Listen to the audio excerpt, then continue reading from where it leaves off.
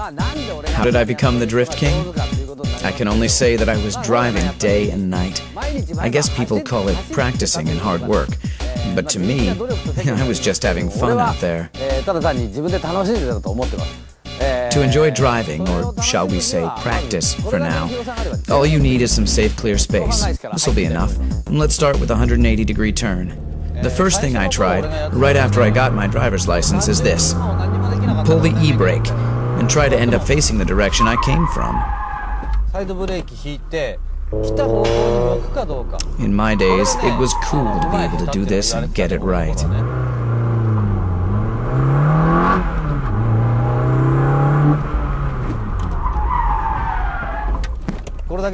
You know, you guys have these cones or pylons now, but in my days, we didn't have anything like that, nor were we smart enough to think of using one. If I had these cones back then, I would have improved much faster. Obviously, in the beginning, I couldn't get it right like this. It used to be like this. I was scared and didn't know how fast I should be going, so I would stop like this. But turning the car in the direction that you came from, without stopping the engine, means that the driver is stepping on the clutch to turn the car around. In the beginning, it's okay to mess up and stop facing the wrong direction, or even stall the engine. But don't get scared. Just try it in a safe, closed environment. And once you learn how to turn 180 degrees with an e-brake, your next step should be making 90-degree turns. I never did this on the streets. The important thing is to keep trying, and of course, practice in a safe place. Turning 90 degrees is a cool trick. Let's say this is a right-angle corner, and you go like this. This 90-degree turn is easy once you get the hang of pulling the e-brake, adjusting your speed, and counter-steering to face the right direction. Once you master these two techniques, you'll want to install an LSD. You'll be able to turn 180 degrees and move on to doing 360s without stalling the engine. But remember, this is after you've completed the 90 and 180-degree turns. Believe me, you will be able to do this only if you know the basic techniques of sliding the car from a simple tail slide to a power slide, adjusting the drifting with your gas pedal. The LSD really comes after you master the basic techniques. The important thing here is to discover how much fun it is to play with your car. Like here, I can turn just by pulling the e-brake. When you learn to do this correctly, you'll want to do it on the track. The main objective of this special training program is that you have fun driving your car. If you have fun, you'll be calm enough to sense the behavior of your car, and at the same time, you won't be scared of your tail sliding anymore. Tsuchiya says that if you go through these training programs, you'll be able to drift on track for sure. Watching this DVD should enable you to look over the weak points of your driving, and from there, try out the various drifting techniques that Tsuchiya has illustrated. The lesson continues.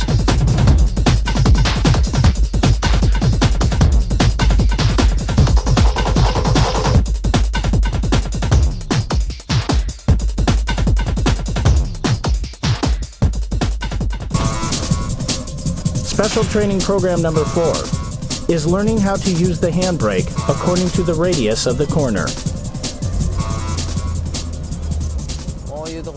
Okay, first of all, okay, here. How about this?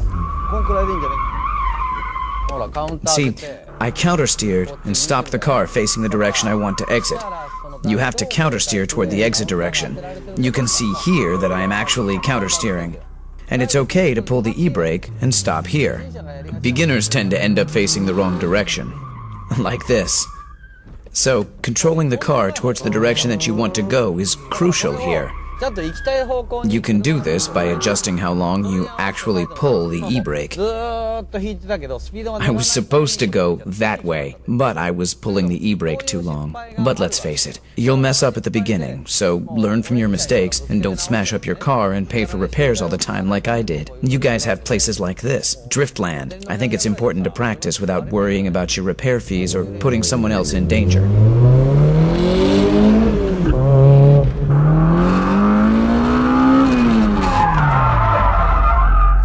Here, I'm pulling the e-brake too long, letting the car slide too much. In this situation, your left hand is pulling the e-brake, and your right hand working the counter steer is too slow. This is how you'll end up facing the direction that you came from.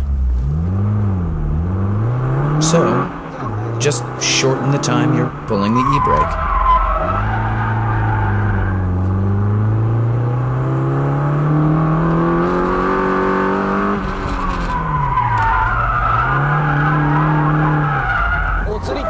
This is what happens when you steer too much. This was a good example. As you just saw, I began counter-steering too late, and then I recovered the counter-steer too late. As a result, my car just lost control. If all my steering work was done earlier, I could have avoided this.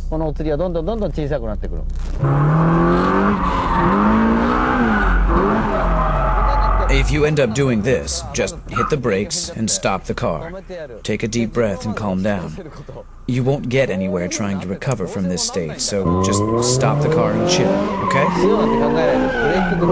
And start from zero all over again. Okay, let's review the training program.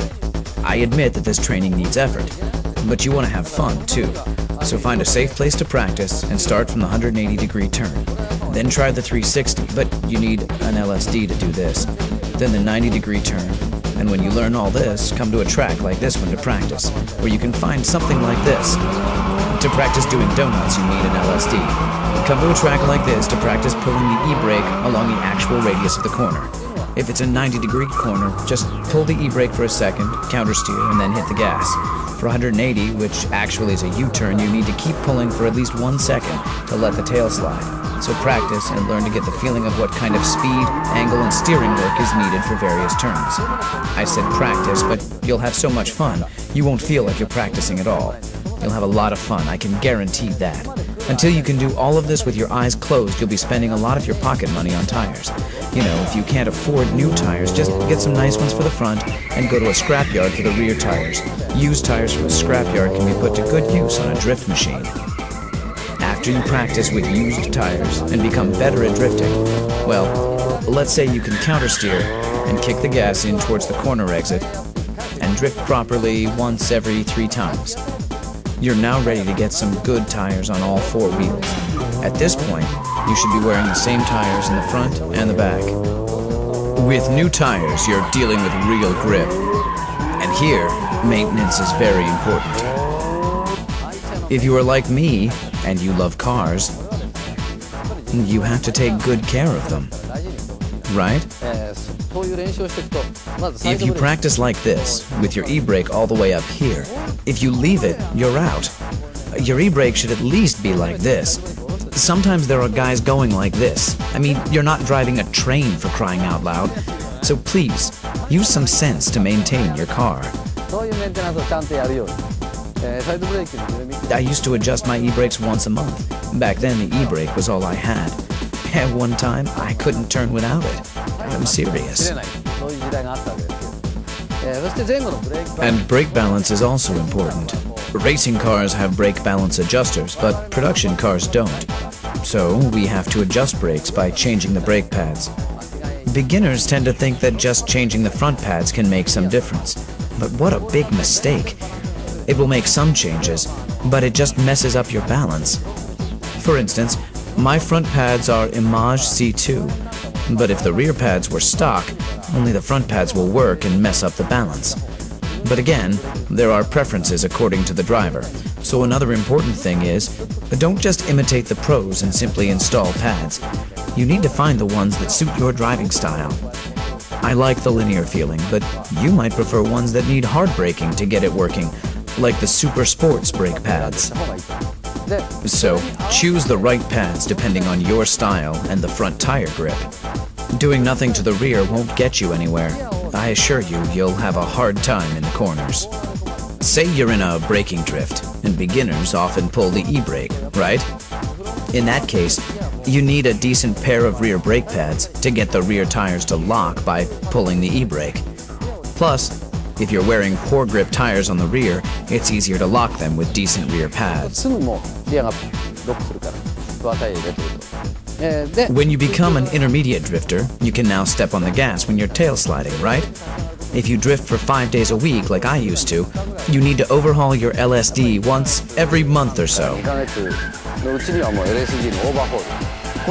This means if you go drifting once a week, you'd need an LSD overhaul at least once every 8 months or so.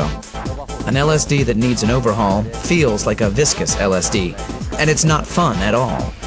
The car won't exit properly, and sometimes kills the drifting. You only end up with worn-out rear tires because the inner wheels keep spinning. It just ruins the fun of drifting. So make sure to overhaul your LSD and maintain your drift machine in healthy condition. You will have more fun on a well-maintained drift machine.